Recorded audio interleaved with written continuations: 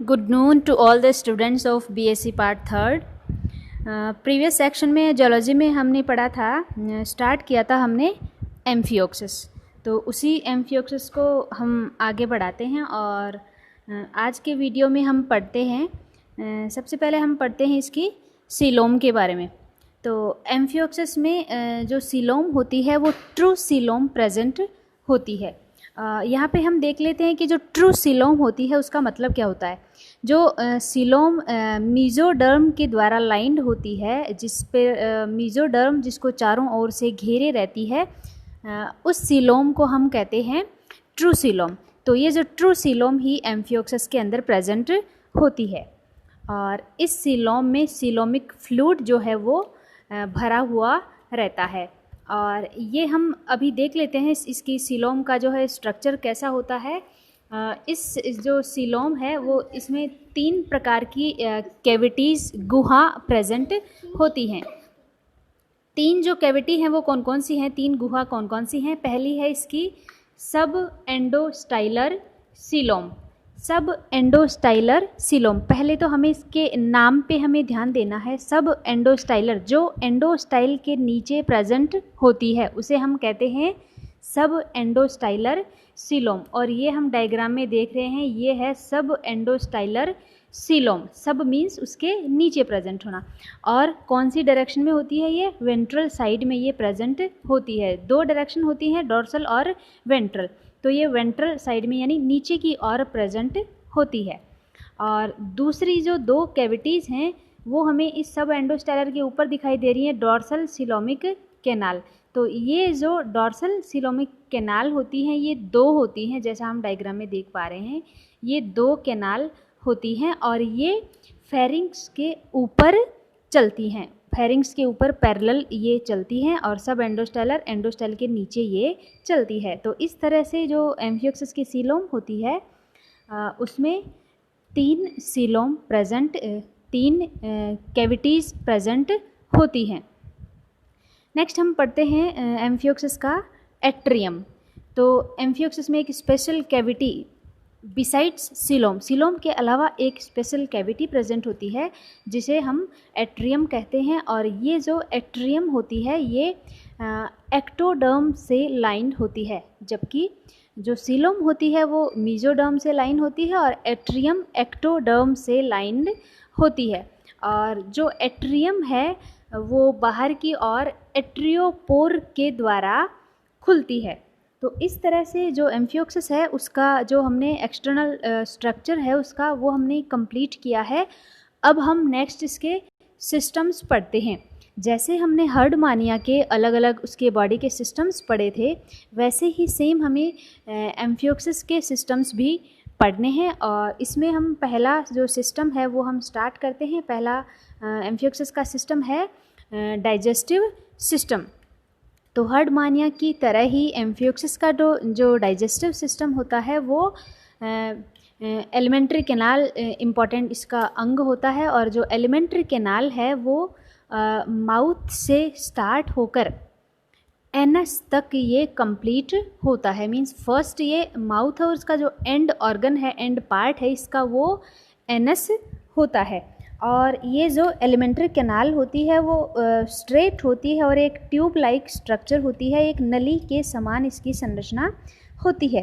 और अंदर से ये सिलिएटेड एपिथीलियम, सिलिएटेड मीन्स जिसमें सीलिया प्रेजेंट होते हो, तो ये अंदर से सिलिएटेड एपिथीलियम के द्वारा ये रेखित रहती है। और इसका जो साइज़ है एलिमेंट्री कैनाल का वो भी अलग अलग पार्ट में इसका अलग अलग साइज़ होता है, अलग अलग इसका डायमीटर होता है। तो एलिमेंट्री कैनाल का जो फर्स्ट ऑर्गन है, फर्स्ट स्ट्रक्चर है वो है माउथ। तो सबसे पहले हम देख लेते हैं इसका माउथ। तो ये जो माउथ है वो एक छिद्र होता है जिसके अंदर ये भोजन ग्रहण करता है। तो ये जो इसका माउथ है वो कहाँ प्रेजेंट होता है? वो इसके एम्फियोक्सिस का जो एंटीरियर पार्ट पर रोस्ट्रम प्रेजेंट होता है वहाँ प्रेजेंट होता है ये इसका माउथ। ये देख रहे हैं आप डायग्राम में, ये जो एंटीरियर पार्ट है ये वाला भाग है, इसमें आप देख रहे हैं ये है ओरल हुड। तो इस ओरल हुड के अंदर ही प्रेजेंट होता है इसका माउथ, और ये जो माउथ है वो ओरल हुड के द्वारा घिरा रहता है। मीन्स ये यहाँ हमें इस डायग्राम में क्लियर हमको विजिबल नहीं है, क्योंकि ये डायग्राम अगर एंटीरियर साइड से हम देखेंगे तब हमें माउथ इसका दिखाई देता है। तो एग्जैक्टली ये माउथ यहाँ ये प्रेजेंट होता है, और ये जो माउथ है वो ओरल हुड के द्वारा घिरा रहता है। फिर है इसका ओरल हुड और बक्कल कैविटी। तो जो ओरल हुड है वो माउथ को घेरे रहता है, और नेक्स्ट हम इसका ऑर्गन पढ़ते हैं बक्कल कैविटी। तो जो बक्कल कैविटी होती है वो एक बड़े कीप के समान एक स्ट्रक्चर होती है, फनल लाइक ये स्ट्रक्चर होती है, जिसे हम बक्कल कैविटी कहते हैं, या फिर इसको अपन वेस्टिब्यूल भी कह सकते हैं। और जो एम्फियोक्सिस का माउथ है वो बक्कल कैविटी में खुलता है, और जो बक्कल कैविटी है वो अंदर से एक्टोडर्म की लाइनिंग इस पर प्रेजेंट होती है। फिर नेक्स्ट हम देखते हैं इसमें एक प्रेजेंट होता है व्हील ऑर्गन। बक्कल कैविटी के अंदर ही प्रेजेंट होता है व्हील ऑर्गन, ये इसका एक इम्पॉर्टेंट ऑर्गन होता है, ये प्रेजेंट है इसका व्हील ऑर्गन। और जो व्हील ऑर्गन होता है उसमें ये है इसका व्हील ऑर्गन, और जो व्हील ऑर्गन होता है ये फोल्ड बनाता है। जैसा फोल्ड हम डायग्राम में भी देख रहे हैं, इसमें बहुत सारे फोल्ड प्रेजेंट होते हैं, फोल्ड वलन इसमें प्रेजेंट होते हैं। 6 से लेकर के 10 तक इसमें वलन प्रेजेंट होते हैं, और इनको व्हील ऑर्गन को मुलर्स ऑर्गन भी कहते हैं। और ये जो व्हील ऑर्गन है, मुलर्स ऑर्गन है, इसका इम्पॉर्टेंट फंक्शन होता है कि ये वाटर करंट को ये उत्पन्न करने का काम करता है। एक कंटिन्यूस वाटर करंट उत्पन्न होता है और वो एम्फियोक्सिस की बॉडी के अंदर एंटर करता है। और दूसरा क्या है, जो वाटर करंट ये क्रिएट करता है, प्रोड्यूस करता है, उस वाटर करंट के साथ जो फूड पार्टिकल्स हैं वो भी एम्फियोक्सिस की बॉडी के अंदर एंटर करते हैं। तो इस तरह से ये डाइजेस्टिव सिस्टम में ये हेल्प करता है। और चूँकि ये जो ओरल हुड है इसके ऊपर जो ये प्रेजेंट है, सॉरी ओरल हुड नहीं, व्हील ऑर्गन है, इसके ऊपर सीलिया प्रेजेंट होते हैं। तो एक्चुअल में जो वाटर करंट क्रिएट किया जाता है वो उन सीलिया की वजह से ही उत्पन्न होता है। और जैसा हम डायग्राम में भी देख रहे हैं, इसमें बहुत सारे फोल्ड प्रेजेंट होते हैं। तो उन फोल्ड में ही सबसे बड़ा जो फोल्ड होता है वो मीडियन डॉर्सल फोल्ड या फिर मीडियन डॉर्सल ग्रूव प्रेजेंट होती है, क्योंकि ये जो फोल्ड हैं इनमें प्रत्येक में हम देख रहे हैं ग्रूव, खांच जैसी संरचना आपको डायग्राम में दिख रही है, ये है खांच के जैसी संरचना। तो ये जो फोल्ड हैं इनमें सब में खांच ग्रूव प्रेजेंट होती है, और इन ग्रूव्स में सबसे बड़ी जो ग्रूव होती है वो मीडियन डॉर्सल ग्रूव होती है।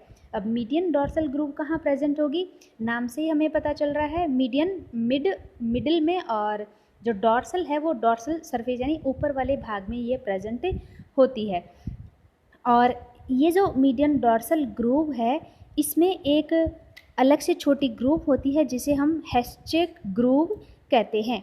और ये जो हेस्चेक ग्रूव है उसके अंदर एक पिट, एक गर्त प्रेजेंट होता है। ये देखिए आप इस डायग्राम में, ये है हेस्चेक पिट। और ये जो हेस्चेक पिट होता है ये जो है ग्रंथिल होता है, ग्लैंडुलर होता है, मीन्स ये म्यूकस सिक्रीट करने का काम करता है। तो आपके ये एग्जाम में क्वेश्चन पूछा जा सकता है, what is the function of Hatschek pit या फिर हेस्चेक ग्रूव, क्योंकि ये दोनों ही क्या करते हैं, म्यूकस सिक्रीट करने का काम करते हैं। तो ये इंपॉर्टेंट क्वेश्चन है, और जो एक एक नंबर के क्वेश्चन आपके आते हैं फर्स्ट क्वेश्चन कंपलसरी में, उसमें आपके ये पूछा जा सकता है। तो ये जो म्यूकस इनके द्वारा सिक्रीट किया जाता है ये फूड पार्टिकल्स को आपस में चिपकाने में हेल्प करते हैं, और उससे क्या होता है, जो फूड पार्टिकल्स है वो एक जगह के चिपक एक जगह एक बोल का शेप ये बना लेता है, और आगे जाकर फिर इसका डाइजेशन हेल्प करने में, डाइजेशन में हेल्प होती है। तो इस तरह से जो व्हील ऑर्गन है वो एक इम्पॉर्टेंट पार्ट होता है हम एम्फियोक्सिस के डाइजेशन का। फिर नेक्स्ट जो व्हील ऑर्गन है उसके आगे ही प्रेजेंट होता है विलम, और ये आप डायग्राम में देख रहे हैं, ये प्रेजेंट है इसका विलम।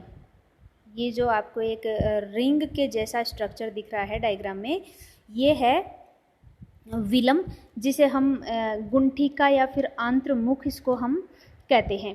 तो ये जो विलम होता है इसके सेंटर में एक छिद्र प्रेजेंट होता है, अपर्चर प्रेजेंट होता है, जिसे हम एंटेरोस्टोम या फिर आंत्रमुख कहते हैं। और ये विलम आगे जा कर के ये फेरिंजियल रीजन में खुलता है। ये है विलम और इसके आगे का ये जो कंप्लीट ये जो पार्ट है वो है फेरिंग्स। तो विलम की जो अपर्चर है, इसका जो छिद्र है वो आगे फेरिंग्स में खुलता है। और एक और इसका इम्पॉर्टेंट फीचर है कि जो विलम है उसके किनारों पर पतले पतले जो हैं टेंटिकल्स प्रेजेंट होते हैं, और उन टेंटिकल्स को हम व्हीलर टेंटिकल्स कहते हैं। और इनका नंबर भी फिक्स होता है, वो 12 व्हीलर टेंटिकल्स प्रेजेंट होते हैं। और ये भी आपके शॉर्ट आंसर टाइप क्वेश्चंस में पूछा जा सकता है कि how many tentacles are present on velum. तो कितने टेंटिकल्स प्रेजेंट होते हैं? 12 पतले टेंटिकल्स प्रेजेंट होते हैं। और इनका कार्य क्या होता है? ये एक तरह से फिल्ट्रेशन का काम करते हैं। जो वाटर करंट के साथ जो फूड पार्टिकल्स आ रहे हैं, भोजन के जो कण आ रहे हैं, उनको छानने का काम। मीन्स जो बड़े फूड पार्टिकल्स हैं, क्योंकि उनको एनिमल छोटा है तो वो डाइजेस्ट नहीं कर पाएगा, इसलिए जो बड़े फूड पार्टिकल्स हैं उनको सबसे पहले तो जो बकल सिराई हैं, बकल टेंटिकल्स हैं, उनके द्वारा अलग कर दिया जाता है। और फिर भी अगर वो एंटर कर गए हैं तो उनको बकल टेंटिकल्स के बाद में व्हीलर टेंटिकल्स के द्वारा उनको बाहर ही कर दिया जाता है। मीन्स वो अंदर आगे जो एलिमेंट्री कैनाल है उसके अंदर वो प्रवेश एंटर नहीं कर पाते। फिर जो विलम है उसके बाद वाला जो पार्ट है वो फेरिंग्स का पार्ट होता है। मीन्स जो विलम का जो छिद्र है, अपर्चर है, दैट इज़ एंटेरोस्टोम आंत्रमुख, वो आगे जाकर फेरिंग्स में खुलता है। और ये जो एलिमेंट्री कैनाल का पार्ट फेरिंग्स होती है, यह एक बैग लाइक स्ट्रक्चर होता है। और इस एम्फियोक्सिस के एलिमेंट्री कैनाल का ये लार्जेस्ट पार्ट भी होता है, सबसे बड़ा भाग भी ये होता है। तो इस फेरिंग्स एक इम्पॉर्टेंट पार्ट होता है, और इसके अंदर भी छोटे छोटे अलग अलग स्ट्रक्चर्स इसके अंदर प्रेजेंट होते हैं। तो अब हम ये देख लेते हैं कि ये जो फेरिंग्स है इसमें कौन कौन से स्ट्रक्चर्स प्रेजेंट हैं। तो हम देखते हैं जो फेरिंग्स है उसके भी 2 भाग होते हैं। एक तो प्री ब्रैंकियल जोन होता है और दूसरा होता है ब्रैंकियल जोन। तो प्री ब्रैंकियल जोन तो आप डायग्राम में देख ही रहे हैं, ये प्री ब्रैंकियल जोन है, ये वाला भाग प्री ब्रैंकियल जोन है। और जो एक्चुअल ब्रैंकियल पार्ट है, ये वाला पार्ट आपको दिख रहा है, ये कंप्लीट इसका ब्रैंकियल पार्ट है। तो ये जो फेरिंग्स है इसकी दीवार पर, फेरिंग्स की दीवार पर, फेरिंग्स की वॉल पर गिल स्लिट्स प्रेजेंट होते हैं। गिल स्लिट्स गिल के छिद्र प्रेजेंट होते हैं, क्लोम छिद्र प्रेजेंट होते हैं। और इन्हीं छिद्रों के द्वारा, ये आप डायग्राम में देख रहे हैं गिल स्लिट्स, और इन्हीं गिल स्लिट्स के द्वारा, स्लिट्स का मतलब भी छिद्र होता है, तो इन्हीं गिल स्लिट्स के द्वारा जो फेरिंजियल कैविटी है वो एट्रियल कैविटी से जुड़ी रहती है। जैसा कि हमने भी पहले पढ़ा था एट्रियल कैविटी। तो ये जो फेरिंग्स है वो एट्रियल कैविटी के द्वारा, इन्हीं गिल स्लिट्स के द्वारा ये अटैच रहती है। और ये जो गिल स्लिट्स हैं इनका नंबर नियर अबाउट 200 होता है, 200 के आसपास इन गिल स्लिट्स का नंबर होता है। और जैसे जैसे जंतु की, एनिमल की एज बढ़ती जाती है, वैसे वैसे इनका नंबर भी बढ़ता जाता है। तो इन गिल स्लिट्स को ही हम डिटेल में देख लेते हैं कि ये कैसे कैसे प्रेजेंट होते हैं, कैसे इनका स्ट्रक्चर होता है। ये हैं डिटेल में यहाँ पर गिल स्लिट्स। गिल स्लिट्स और गिल बार्स यहाँ पर हम देखते हैं। ये जो है गिल स्लिट्स। ये जो सेंटर वाला जो आपको छिद्र के समान दिख रहा है ये हैं गिल स्लिट्स, और इन गिल स्लिट्स के बीच में गिल बार प्रेजेंट होती हैं। ये दिख रहे हैं आपको प्राइमरी गिल बार। गिल बार मतलब उनको गिल स्लिट्स को सेपरेट करने वाली दीवार। तो ये जो गिल बार होती हैं ये भी दो प्रकार की होती हैं। ध्यान दीजिएगा, गिल स्लिट्स तो हैं छिद्र जो एट्रियल कैविटी से जुड़े रहते हैं, और इन गिल स्लिट्स के बीच में गिल बार प्रेजेंट होती हैं जो गिल स्लिट्स को सेपरेट करने का काम करती हैं, उनको अलग अलग करने का काम करती हैं। तो ये जो गिल बार होती हैं वो भी दो प्रकार की होती हैं, प्राइमरी गिल बार्स और सेकेंडरी गिल बार। जैसा कि हम डायग्राम में देख रहे हैं, प्राइमरी गिल बार ये है जैसे प्राइमरी गिल बार, और हम देख रहे हैं नीचे की ओर जो प्राइमरी गिल बार होती है वो बाइफरकेटेड होती है। ये है यहाँ पर बाइफरकेटेड जो गिल बार है, ये नीचे की ओर बाइफरकेटेड होती है। कौन सी गिल बार? प्राइमरी गिल बार। और दो जो प्राइमरी गिल बार हैं उनके बीच में प्रेजेंट होती है सेकेंडरी गिल बार, और ये है सेकेंडरी गिल बार। और ये जो सेकेंडरी गिल बार है ये नीचे की ओर से आप देख पा रहे हैं ये बाइफरकेटेड नहीं है, मीन्स जो प्राइमरी गिल बार होती है वो नीचे से बाइफरकेटेड होती है, मीन्स आगे जाकर के ये दो में डिवाइड हो जाती है, जबकि जो सेकेंडरी गिल बार है वो बाइफरकेटेड नहीं होती। और दूसरा एक और इम्पॉर्टेंट इसमें हम स्ट्रक्चर देख लेते हैं, जो गिल बार्स होती हैं उनमें गिल रोड प्रेजेंट होती हैं जो एक तरह से स्केलेटन का काम करती हैं, कंकाल का काम करती हैं। और ये जो गिल रोड होती हैं ये primary as well as secondary gill bars दोनों में ये पाई जाती हैं। प्राइमरी गिल बार के अंदर प्राइमरी गिल रॉड प्रेजेंट होती है और सेकेंडरी गिल बार के अंदर सेकेंडरी गिल रॉड प्रेजेंट होती है। ये है प्राइमरी गिल रॉड, ये है सेकेंडरी गिल रॉड। तो ये जो प्राइमरी और सेकेंडरी गिल रॉड हैं वो एक्ट एज ए स्केलेटन, और ये जो प्राइमरी गिल बार्स होती हैं ये आपस में क्या होती हैं, हॉरिजॉन्टली भी अटैच्ड होती हैं, और इन हॉरिजॉन्टली जो इनका जो कनेक्शन है वो अनुप्रस्थ छड़ों के द्वारा ट्रांसवर्स बार के द्वारा होता है, जिन्हें हम सिनेप्टिकुली कहते हैं। ये हैं सिनेप्टिकुली जो ट्रांसवर्स रूप से ये ऐसे प्राइमरी गिल बार्स को ये आपस में जोड़ती हैं। तो इस तरह से जो एम्फियोक्सिस की जो फेरिंग्स है वो एक बास्केट के जैसा हमारे घर में भी होती है बास्केट, छोटी जो टोकरी होती है उसके जैसे हमें दिखाई देता है। ये जो पूरा स्ट्रक्चर होता है आपको दिख रहा होगा, ये बास्केट के जैसे लग रहा है, तो इसकी जो फेरिंग्स होती है वो बास्केट के जैसे हमें दिखाई देती है। तो इस तरह से इसका जो स्ट्रक्चर है एलिमेंट्री कैनाल का वो हमने फेरिंग्स तक हम कंप्लीट करते हैं। और I think that's enough for today, और थैंक यू। आप सभी लोग इसको अच्छे से पढ़ें और इसको अच्छे से समझें। Thank you.